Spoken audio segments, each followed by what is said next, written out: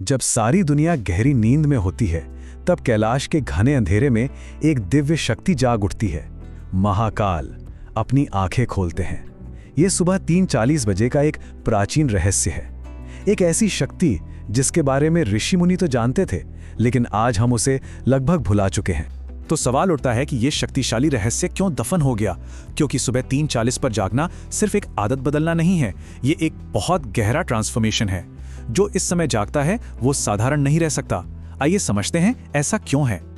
इस समय को हमारे ऋषियों ने ब्रह्म मुहूर्त कहा है और तांत्रिकों ने तो इसे सिद्धि काल का नाम दिया है, यानी सिद्धियों को हासिल करने का समय। तो चलिए इस शक्तिशाली समय के 6 गुप्त रहस्यों की परतों को खोलते हैं। जो पहले 3 रहस्य हैं, वो हमें सीधा ब्रह्मांड की दिव्य शक्तियों के साथ जोड़ते हैं। पहला रहस्य है काल पर विजय। देखिए, प्राचीन योग सूत्रों से लेकर आज के मॉडर्न साइंस तक सब इस समय का संबंध लंबी उम्र से जोड़ते हैं। महर्षि पतंजलि कहते हैं कि इस मुहूर्त में समय की गति धीमी हो जाती है। इससे क्या होता है, हमारे शरीर के सेल्स खुद को हील करते हैं और एजिंग प्रोसेस स्लो हो जाता है। अथर्ववेद में तो यहां तक लिखा है कि इस समय जागने वाला व्यक्ति 108 साल तक जी सकता है।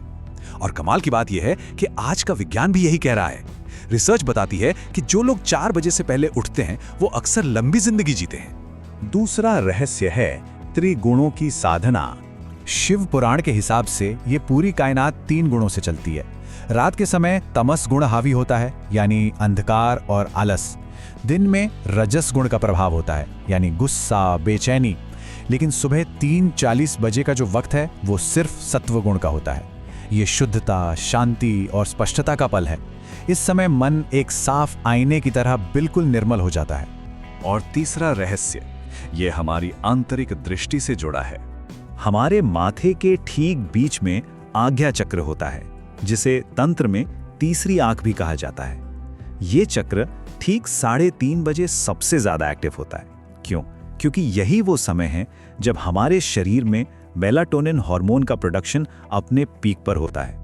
जब ये चक्र खुलता है तो व्यक्ति को एक दिव्य दृष्टि मिलती है और सिद्धि का दरवाजा खुल जाता है। जैसा कि कहा भी गया है, आप वो देखने लगते हैं जो दूसरे नहीं देख सकते, आप वो समझने लगते हैं जो दूसरे नहीं समझ सकते।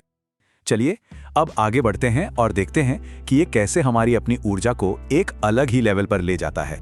चौथा रहस्य, जो योग विज्ञान का एक बहुत ही मौलिक सिद्धांत है।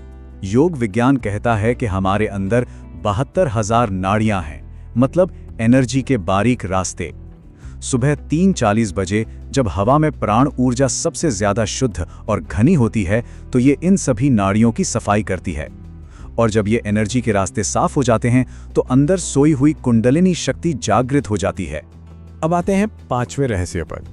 इस समय आपकी इच्छा शक्ति यानी विल पावर अपने चरम पर होती है। ऐसा माना जाता है कि इस पल में लिया गया कोई भी संकल्प जरूर पूरा होता है।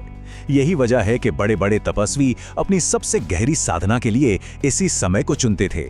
और अब छठा और अंतिम रहस्य। पुराणों में लिखा है कि ब्रह्म मुहूर्त में देवता पृथ्वी पर विचरण करते हैं। ब्रह्मा सृष्टि रचते हैं, विष्णु उसका पालन करते हैं और महाकाल ध्यान में लीन होते हैं। जो व्यक्ति इस समय जागता है उसे इन तीनों का आशीर्वाद मिलता है, सृजन का, पालन का और रूपांतरण का।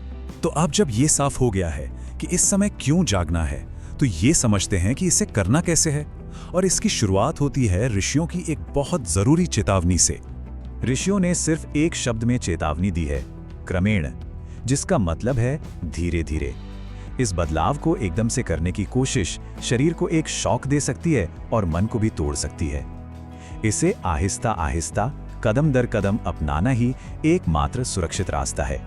तो इसका सुरक्षित तरीका ये है, पहले 2 दिन सुबह 6 बजे उठें, फिर अगले 2 दिन 5 बजे, उसके बाद अगले 2 दिन 4:15 बजे और 7वें दिन आपका शरीर ब्रह्म मुहूर्त में यानी 3:40 पर जागने के लिए तैयार होगा।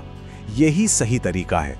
अंत में इस अभ्यास को सिर्फ एक रूटीन की तरह नहीं, बल्कि एक गहरे और जीवन को बदलने वाले चुनाव के तौर पर देखना चाहिए। ये रास्ता आसान बिल्कुल नहीं है। नींद का मोह सबसे बड़ा मोह माना गया है और ये इतना ताकतवर है कि कोशिश करने वालों में से 95% लोग हार मान लेंगे। लेकिन जो इस पर विजय पा लेता है वो एक असाधारण बदलाव से गुजरता है।